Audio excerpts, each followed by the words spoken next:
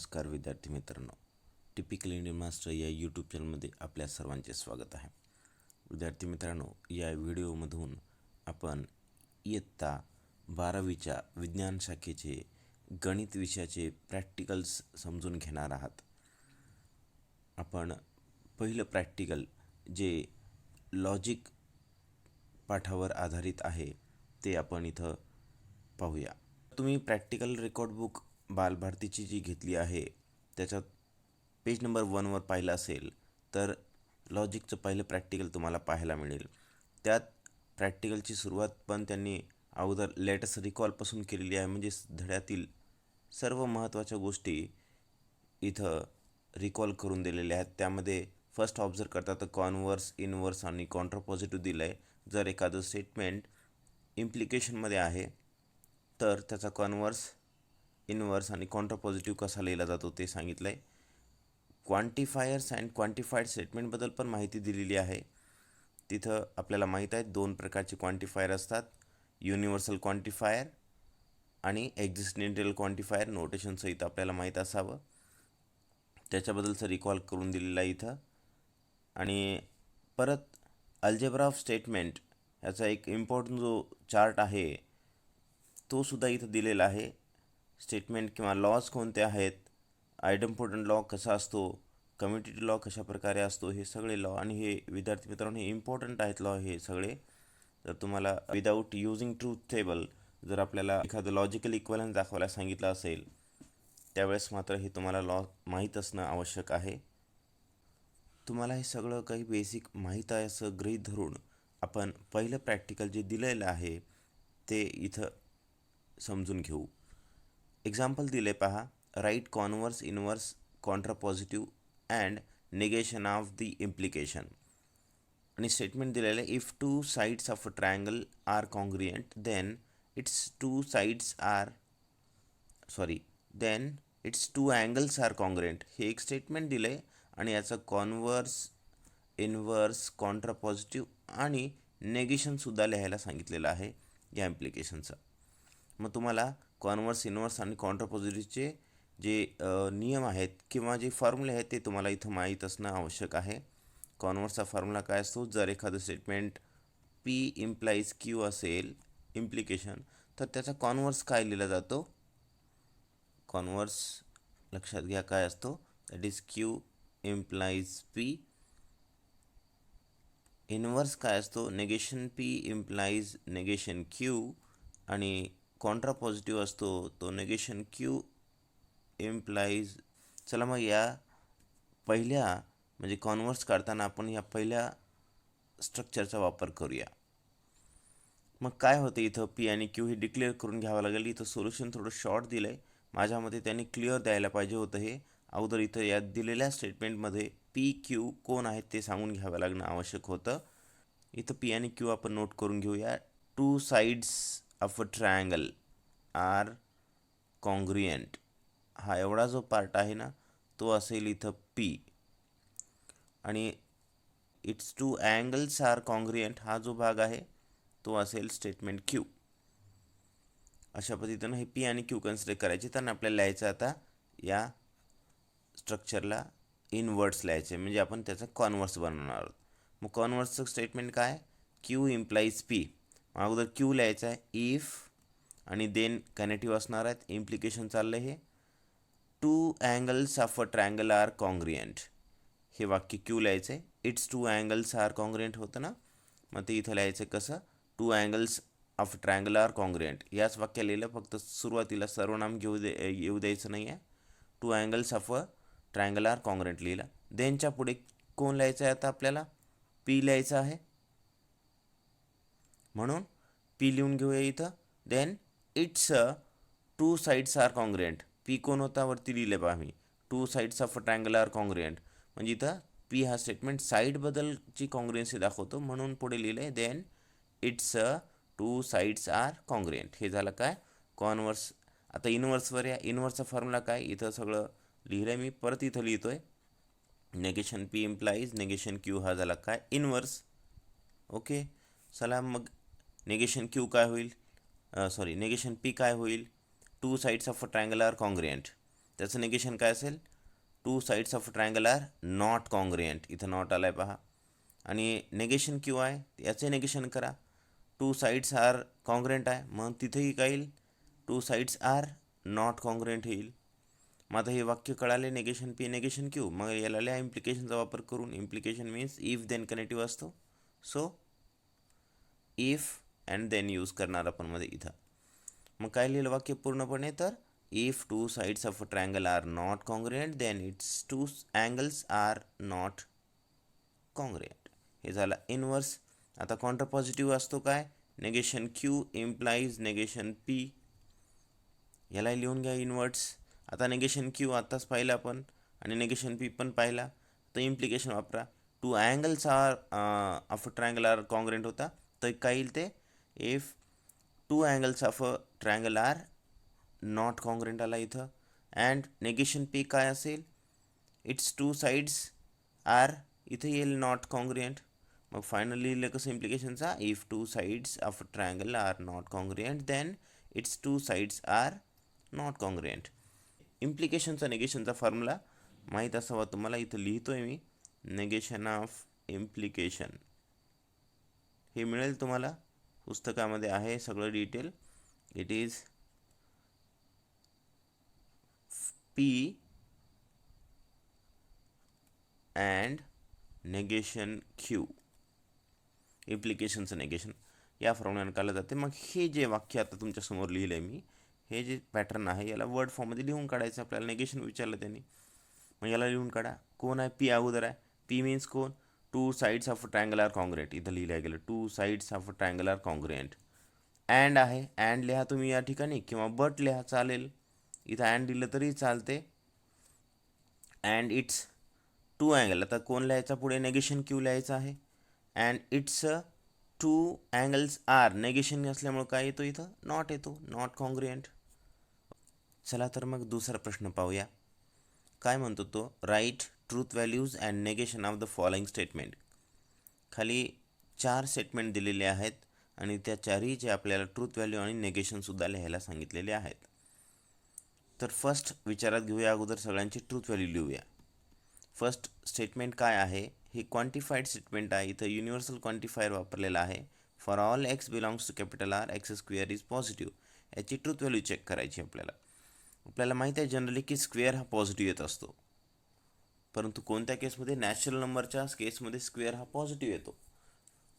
एक नंबर असा आहे की ज्याचा स्क्वेअर हा पॉझिटिव्ह येत नाही, माहीत असेल तुम्हाला, 0. बाकी सगळे नंबर जर तुम्ही घेतले त्याचा स्क्वेअर पॉझिटिव्ह येतो. बरं, 0चा स्क्वेअर 0 येतो आणि 0 हा पॉझिटिव्ह आहे नाही आणि निगेटिव्ह पण नाही आहे. आणि इथं तर सांगतं की फॉर ऑल रिअल नंबर्स, 0 हा रिअल नंबर आहे आणि त्या 0चा स्क्वेअर हा पॉझिटिव्ह येत नाही, म्हणून हे स्टेटमेंट जे दिलं आहे त्यांना सांगतो की पॉझिटिव्ह येतो. परंतु 0 या नंबरसाठी हे स्टेटमेंट ट्रू नाही आहे, म्हणून त्याची ट्रूथ व्हॅल्यू काय असायला पाहिजे, फॉल्स. कारण पण लिहिले पुढे, because the square of 0 is not positive. Okay, याचा आन्सर आला फॉल्स. दुसरा प्रश्न पहा, देअर एक्झिस्ट विचारलं, इथं देअर एक्झिस्ट दिलेलं आहे, एक्झिस्टेंटियल क्वांटिफायर आहे. There exist x belongs to capital R x square is not positive. X belongs to capital R, again real number दिलेत आणि x square is not positive. त्याचा square positive येत नाही असं म्हणतो तो. आज याचं हे आताच चेकआउट केलं आपण. आणि देअर एक्झिस्ट आहे, सगळे एलिमेंट सगळे रिअल नंबर नाही असं म्हणतो तो, फक्त काही रिअल नंबर असे असू शकतात की ज्यांचा स्क्वेअर हा पॉझिटिव्ह नाही.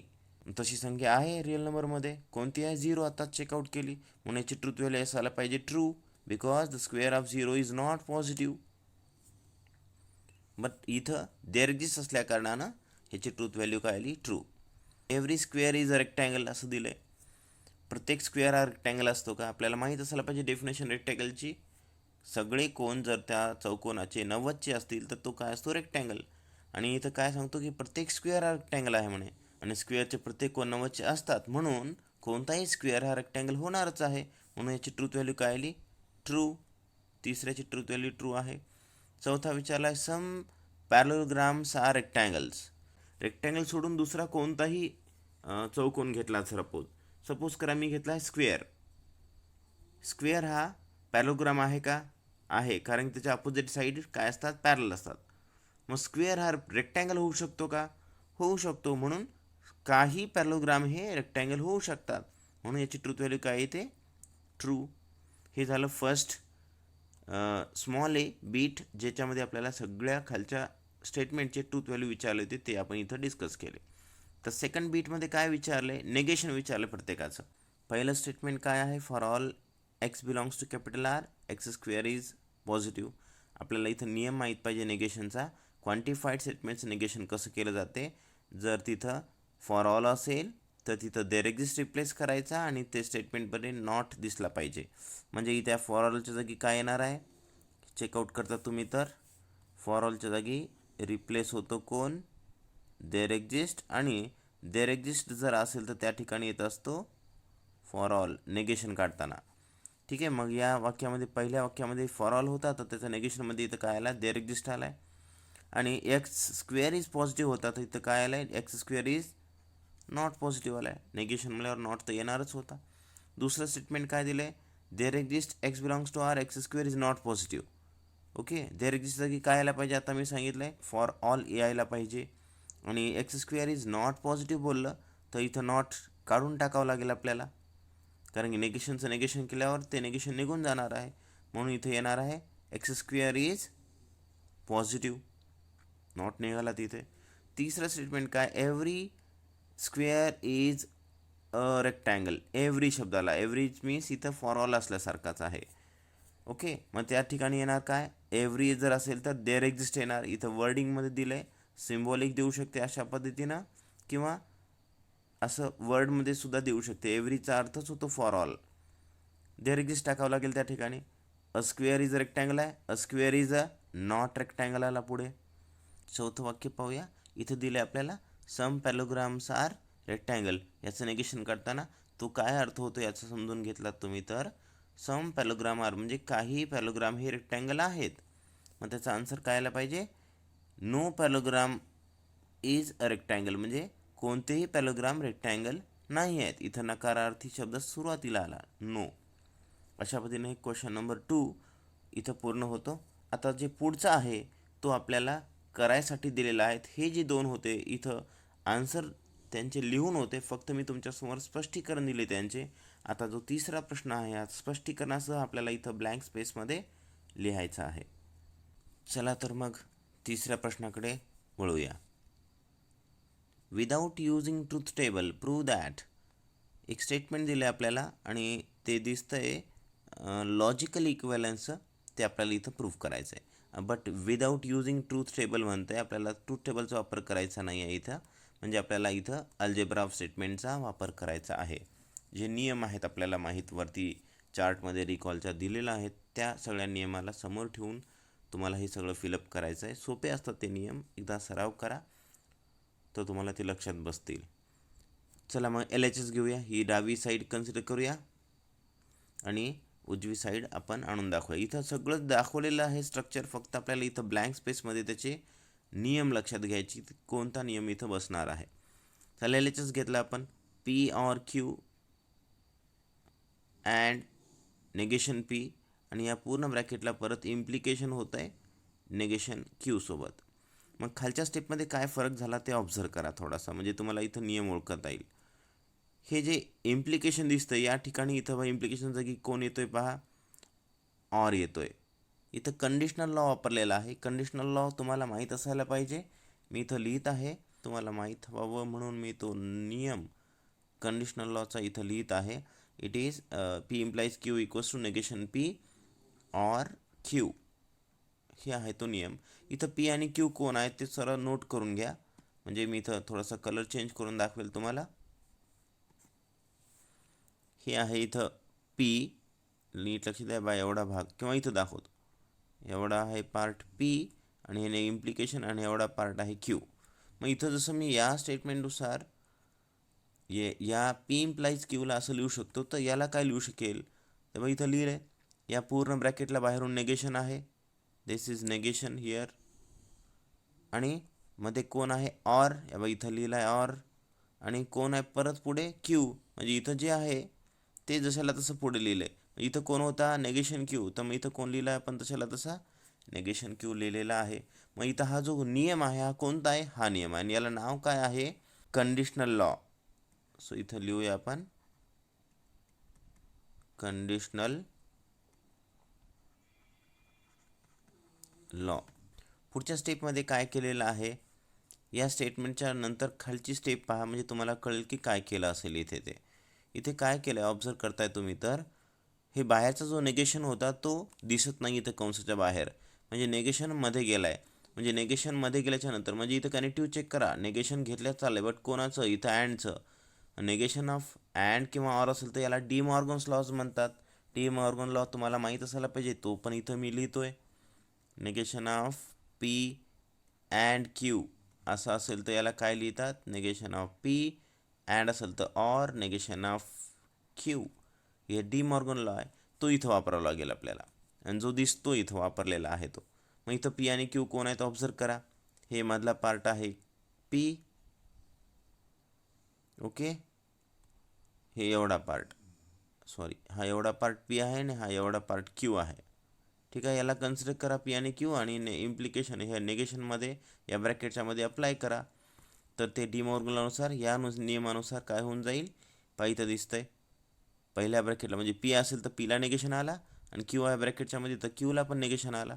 तर इथं पी म्हणजे कोण आहे, हा ब्रॅकेट, याला नेगेशन आलं पहा इथं, okay.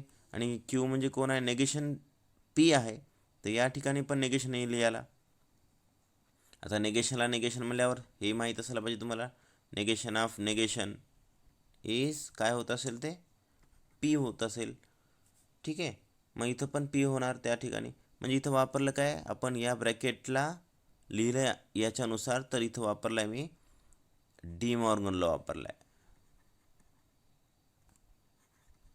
D Morgan's law.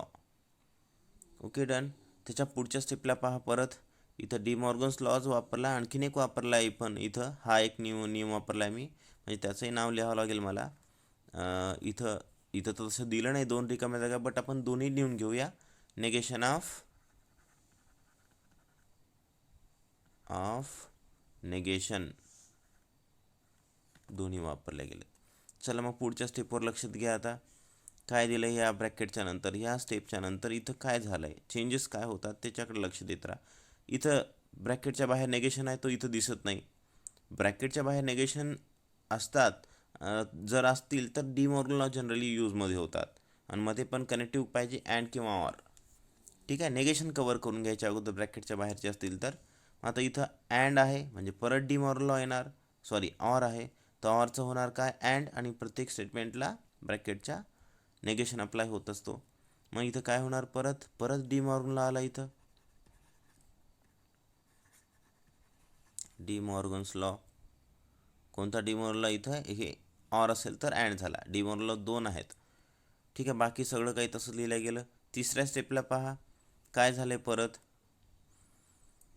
Checkout केला तर इथं या तिघांमध्ये विचार केला आहे परत इथं. आता या तिन्हींचा, या पूर्ण स्क्वेअर ब्रॅकेटचा विचार केला आहे, तर इथं पी हा समोर येतो आणि नेगेशन क्यू हा पी हा डिस्ट्रीब्यूट होतो इथं. आय थिंक इथं डिस्ट्रीब्युटिव्ह लॉ वापरला आहे. ओके, तिसऱ्या स्टेपमध्ये पाहताय तुम्ही, तर इथं कंसाच्या बाहेर जो होता ऑर पी हा कंसाच्या मध्ये दोघांना दिला आहे. इथं नेगेशन पीला सुद्धा दिला आहे ऑर पी, आणि नेगेशन क्यूला सुद्धा दिला आहे ऑर पी. तर म्हणजे हा पी हा इथं डिस्ट्रीब्यूट झाला, म्हणजे इथं डिस्ट्रीब्युटिव्ह लॉ वापरला गेला आहे, डिस्ट्रीब्युटिव्ह लॉ.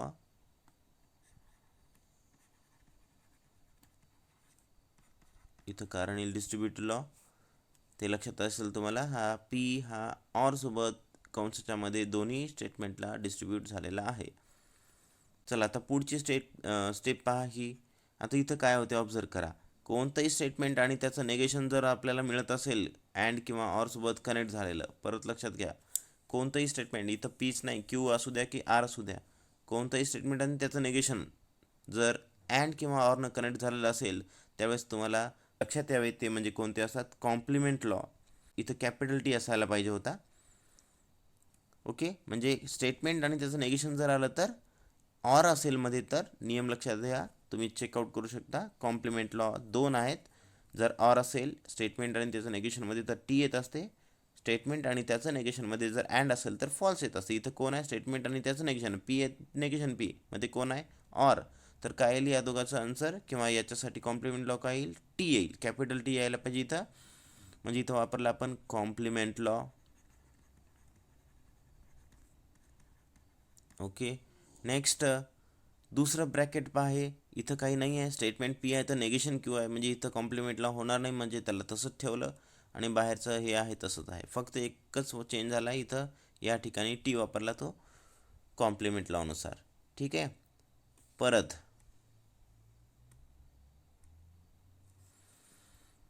पुढच्या स्टेपला पहा काय दिलं इथं पुढच्या स्टेपमध्ये. आता लक्षात यावं, स्टेटमेंट आणि सोबत जर ट्रूथ व्हॅल्यू आली असेल अँड किंवा ऑर सोबत कनेक्ट होऊन ट्रूथ व्हॅल्यू असेल, तिथं कॅपिटल टी आहे, तर ते ट्रूथ व्हॅल्यूसोबत जर कनेक्ट असेल अँड किंवा ऑर, तर आयडेंटिटी लॉ यूज होत असतो.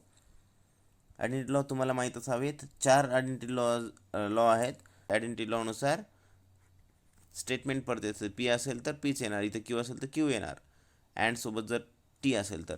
मग इथं अँड सोबतच टी आहे, तर हे पूर्ण ब्रॅकेट जशाला तशा परत येईल खाली. स्टेटमेंट किंवा स्टेटमेंट पॅटर्न परत येत असतात म्हणून. आणि बाहेर कोण होता ऑर, आणि नेगेशन क्यू तशाला तसा लिहिला. म्हणजे इथं वापरला आहे आपण आयडेंटिटी लॉ.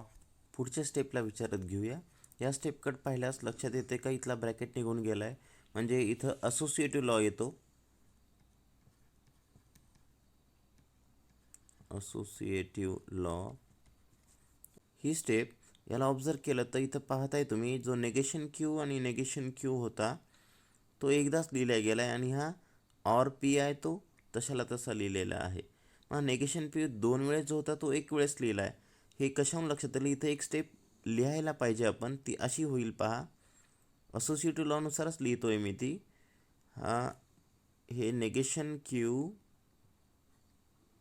आणि हा शेवटचा नेगेशन क्यू ऑर सोबत कनेक्टिव्ह सेम आहे तिथं. मग कनेक्टिव्ह कोणताही मागे पुढे तर चालतो, आणि यांना एकत्र कंसात घेतो मी, आणि शेवटला लिहितो ते ऑर पी. आता याला ऑब्झर्व केलं तर तुम्हाला लक्षात येईल की तो नियम कोणता बनता पुढे वापरणारा कोणता असू शकतो.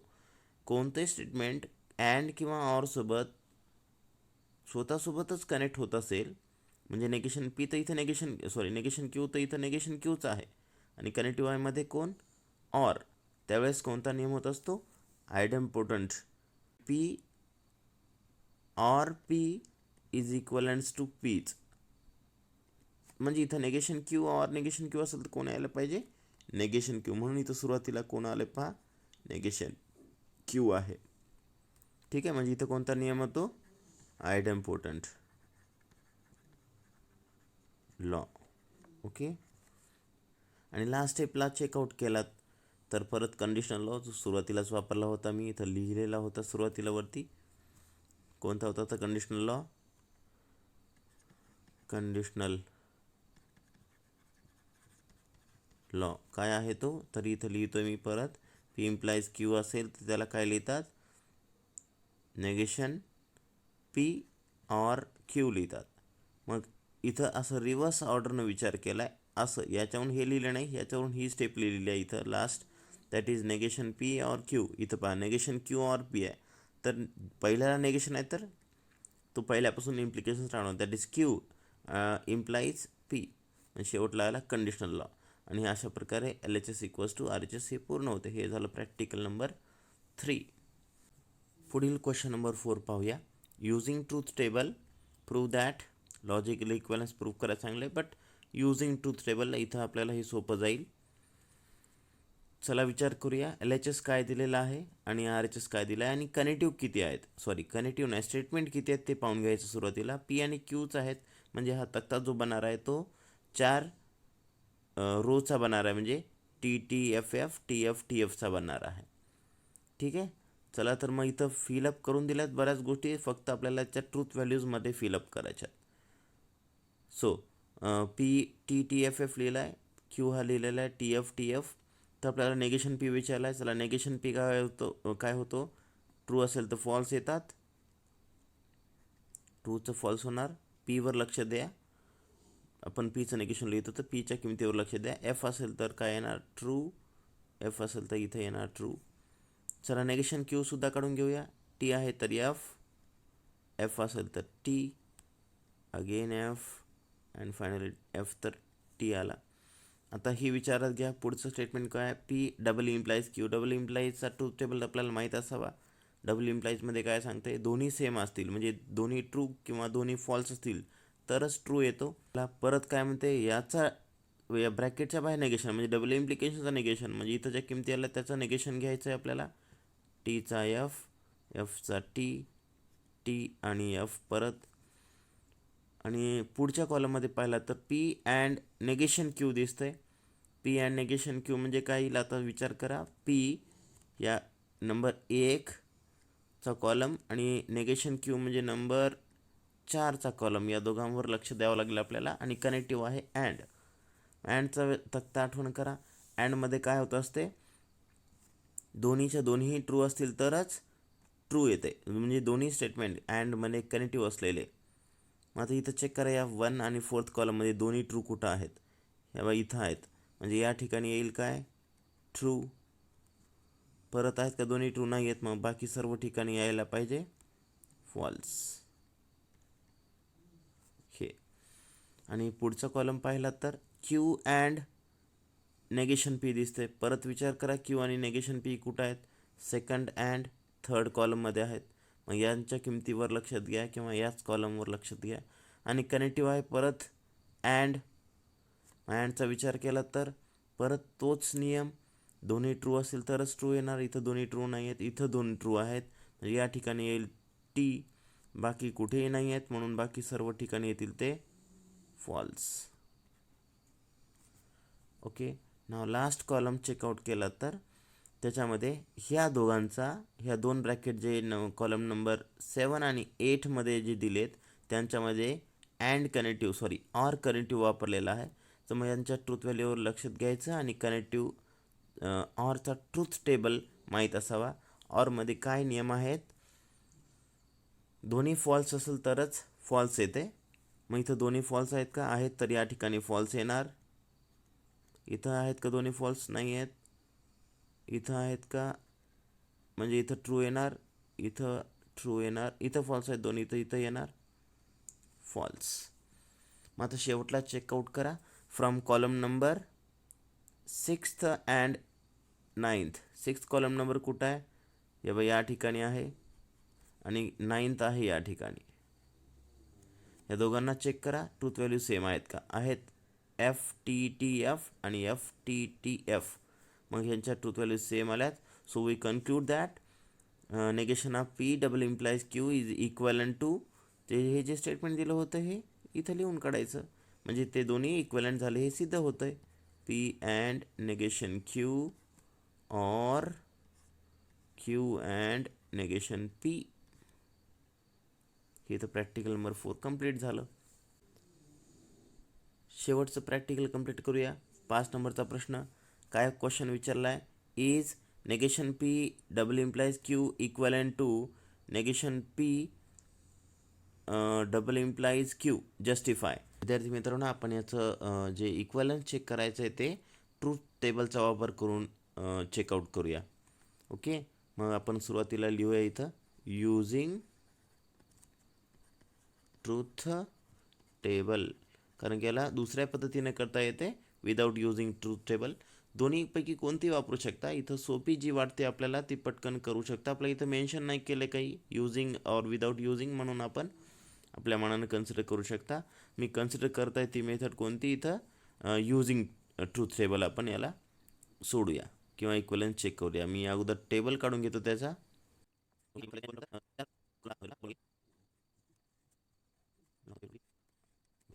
स्टार्ट करूया. जसं गरज पडणार आहे कॉलमची तशी आपण संख्या कॉलमची पूर्ण करूया. चला इथं मी नंबरिंग करतो आहे. नंबर 1 2 असं. ओके. हे झालं पी आणि हे क्यू, आणि गरज पडलं तसं आपण बाकीचे किमती किंवा ब्रॅकेट्स स्टेटमेंटचे भरूया. पी आणि क्यूमध्ये असते काय? इथे एक मला अगोदर रेश काढून घेऊया आपण. Okay right. T T F F, इथं येईल T F T F, right. Okay, चला मग आता विचार करूया. जे इक्विव्हॅलेंट चेक करायला सांगले ते दोन पार्ट कोणते आहेत. हा एक पार्ट आहे. मग याच्यात काय आहे, ब्रॅकेटच्या बाहेर नेगेशन. अगोदर ब्रॅकेट चेक करून घेऊया. पी डबल इम्प्लाइज क्यू, अगोदर पी डबल इम्प्लाइज क्यू काढून घेऊया. पी डबल इम्प्लाइज क्यू, हा कॉलम काढून घेतो मी अगोदर. याला नंबर देतो नंबर 3चा कॉलम. पी डबल डबल इम्प्लाइजचा काय नियम आहे, दोन्ही सेम असतील तर ट्रू येते. इथं सेम नाही आहेत, इथं सेम नाही आहेत, इथं दोन्ही सेम आहेत तर ट्रू आला. मग याचं निगेशन आहे परत बाहेर, सो याचं निगेशन काढून घ्या. पी डबल इम्प्लाइज क्यूचा निगेशन. ओके, हा एक कॉलम कंप्लीट करून घेतो इथे मी. त्याला नंबर देऊया 4th नंबरचा column. Okay, done. So negation घ्यायचं, टीचं एफ, एफचं टी, एफचं टी, टीचं एफ. जे हे झाली एक, हा एक पार्ट झाला आपल्याला इक्वलंटमधला. दुसऱ्या पार्टचा विचार करा. दुसरा पार्ट कोण आहे, negation P double implies Q. चला नेगेशन पी काढून घ्यावं लागेल मला इथं आता. सो नेगेशन पी काढून घेतो इथं मी. नेगेशन पी काय येणार आहे, याला कॉलम नंबर 5 म्हणूया.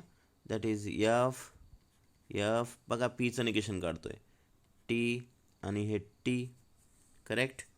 आणि परत काय आहे, क्यू आहे. क्यूची किंमत आपल्याला अवेलेबल आहे, क्यूची ट्रूथ व्हॅल्यूज माहीत आहेत. मग शेवटचा विचार करायचा डबल इम्प्लाइज, म्हणजे नेगेशन पी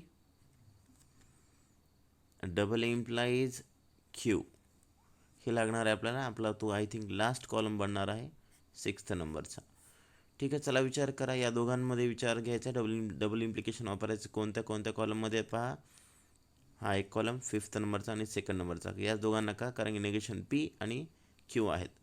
मग या डबल इम्प्लिकेशन यांच्यामध्ये नियम काय डबल इम्प्लिकेशनचा, दोन्ही सेम असेल तर ट्रू येतात. मग इथं चेक करा, 2nd and 5th कॉलममध्ये टी आणि एफ आहे, सेम नाही आहेत, मग फॉल्स येईल. इथं सेम आहेत तर ट्रू येईल, इथं सेम आहेत तर ट्रू येणार, आणि इथं सेम नाही आहेत, इथं फॉल्स येणार. आता इथपर्यंत कंप्लीट केलं म्हणजे सगळे आपण कॉलम्स काढलेत. आता जे आपले दिलेले स्टेटमेंट लॉजिकल इक्वलंट आहेत की नाही ते चेक करायला सांगले, ते कुठं आहेत ते शोधून घ्या. ते आहेत बघा, कॉलम नंबर 4th एक आहे हा, आणि कॉलम नंबर 6मध्ये एक आहे. मग आता यांच्या किमती सेम आहेत का ते चेक करा. जर असतील तर त्यांना लॉजिकल इक्वलंट म्हणायचं, नाही तर नाही. चेक करूया आपण. नंबर 4 कॉलममध्ये एफ टी टी एफ दिसतो, इथं पण 6मध्ये पण पहा एफ टी टी एफ दिसतो, सेम दिसत आहेत दोन्ही. मग हे काय झालेत, इथं तसं लिहायचं आहे आपण, फ्रॉम कॉलम नंबर, कोणता कॉलम नंबर घेतोय आपण, that is 4th one, column number this, and column 6th we conclude that काय मिळतं आपल्याला कन्क्लुजन.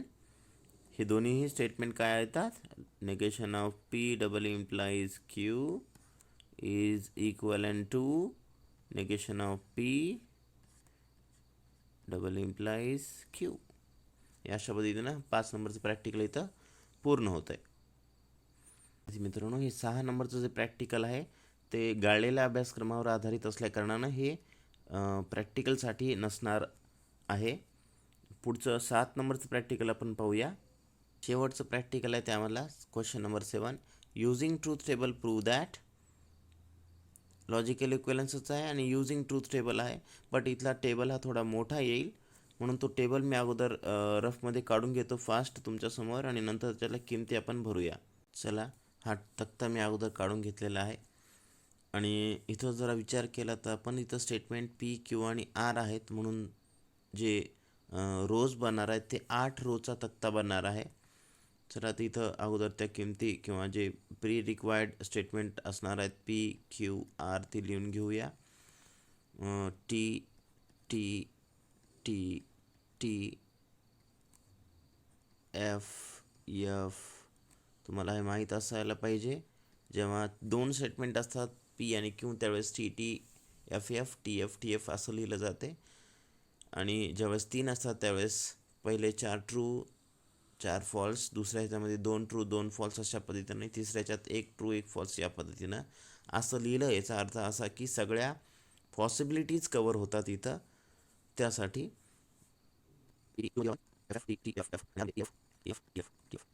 मग परत विचार करूया, एक एक ब्रॅकेटचा किमती काढून घेऊया. कुठं निगेशन आहे का ते पाहून घ्या. निगेशन कुठंच नाही आहेत. मग ब्रॅकेटच्या किमती काढा. पहिला ब्रॅकेट आहे इथं पी अँड क्यू. पी आणि क्यूवर लक्ष द्या. आणि कनेक्टिव्ह आहे अँडचा नियम आठवा. अँडचा ट्रूथ टेबल आठवा. अँडमध्ये नियम आहे असा की दोन्ही ट्रू असेल तरच ट्रू येतात. इथं दोन्ही ट्रू आहेत तर ट्रू येणार. या दोन्ही ठिकाणी ट्रू आहेत तर ट्रू येणार. फक्त हे लिहिताना लक्ष द्या की पी आणि क्यूवर लक्ष असावं आपलं. टी एफ आहेत इथं दोन्ही ट्रू नाहीत, इथं फॉल्स येणार. इथं दोन्ही ट्रू नाही आहेत, फॉल्स येणार. इथं दोन्ही ट्रू नाही आहेत, फॉल्स येणार. इथं नाही आहेत, इथं नाही आहेत आणि इथं नाही आहेत. म्हणजे बाकी सगळ्या ठिकाणी काय येणार आहे, हे फॉल्स येणार आहे. चला, हा एक ब्रॅकेट झाला. पी अँड क्यू यांच्यामध्ये ते कंप्लीट करून घेऊया. P and Q or R. चला मग याचा विचार करा, लक्ष द्या. पी अँड क्यू या कॉलमवर आणि या आरच्या कॉलमवर कनेक्टिव्ह आहे अँड. परत विचार करा, अँडचा टेबल आठवा.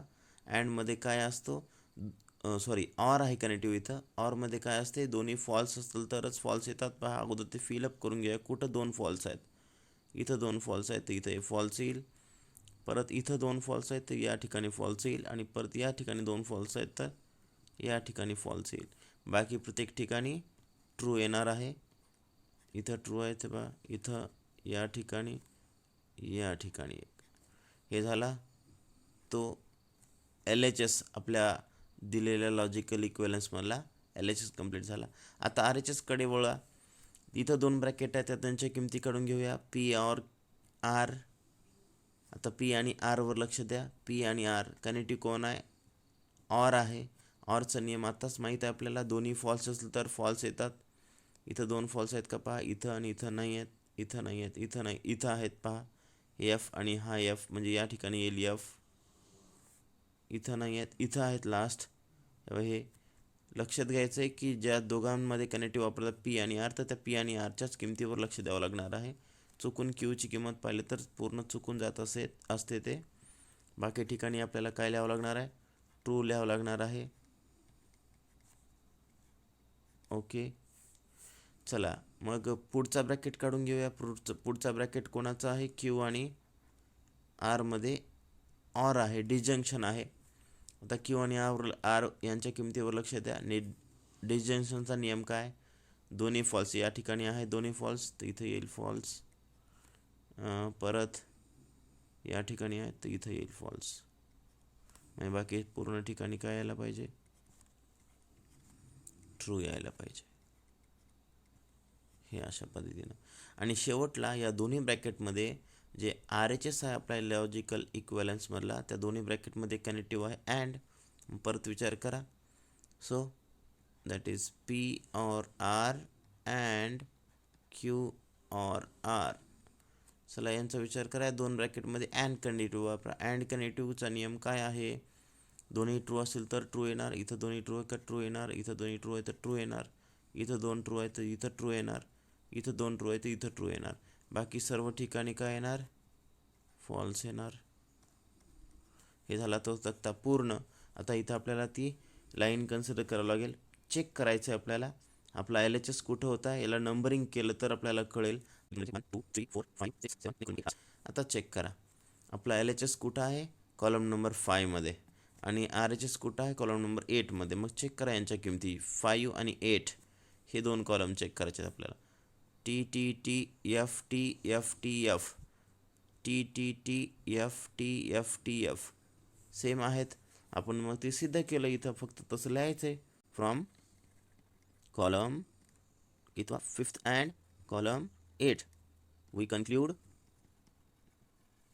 व्हॉट. काय मिळतं आपल्याला इथं, ह्या दोघांच्या किमती सारख्या मिळतात. मीन्स ते लॉजिकल इक्विलंट आहे.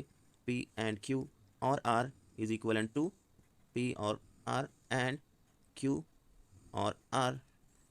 हे इथं लास्ट प्रॅक्टिकलसुद्धा लॉजिकचं संपलेलं आहे. अशा पद्धतीनं हे पूर्ण प्रॅक्टिकल कंप्लीट करा. पुढच्या व्हिडिओमध्ये आपण मॅट्रासेसचे प्रॅक्टिकल्स पाहूया. तुम्हाला हा व्हिडिओ कसा वाटला कॉमेंट्स करा, लाईक करा, शेअर करा आणि पुढच्या कोणत्या प्रॅक्टिकलबद्दल तुम्हाला व्हिडिओ पाहिजे त्याच्याबद्दल बिलकुल तुम्ही कॉमेंट करून सांगू शकता. धन्यवाद.